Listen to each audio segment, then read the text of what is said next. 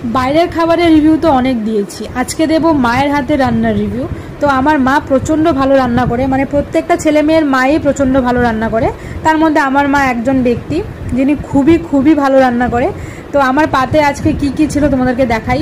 তো সবার ফার্স্টে ছিল পালং শাক, সাথে ছিল 2 টুকরো শসা, আর ছিল লেবু, একটা শুকনো লঙ্কা, আর ছিল পেঁয়াজ কুচি, আর সাথে ছিল আইড় মাছের কারি, আর ছিল মাসকালের ডাল দিয়ে চিংড়ি মাছ।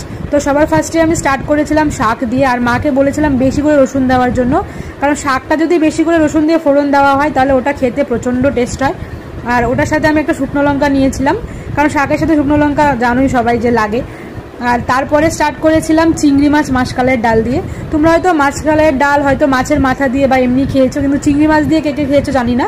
তো এটা আমার মা রান্না করে, তো এটাও প্রচণ্ড ভালো হয়েছিল খেতে। আচ্ছা, তোমরাও কি আমার মতো এরকম লেবুর খোসা ভাত দিয়ে খেতে ভালোবাসো? মানে লেবুর খোসা যখনই খাওয়ার মতো হয় আমি এরকম ছুলে খেয়ে নিই, সেটা ডাল দিয়ে হোক বা ছোটো মাছের চচ্চড়ি দিয়ে হোক।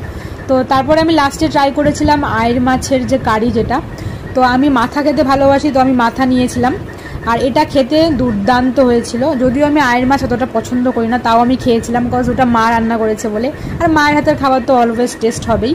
তো এবার তোমাদেরকে বলি যে মার যে সবকটা রান্না আমি 10-এর মধ্যে কত দেব, মানে 10-এর মধ্যে কত দেব।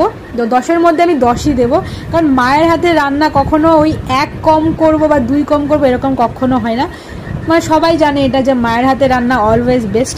তো আমার মায়ের হাতের রান্নাও সবসময় বেস্ট, তো সেই জন্য আমি 10-এ 10ই দিলাম, আর প্রচণ্ড ভালো হয়েছে।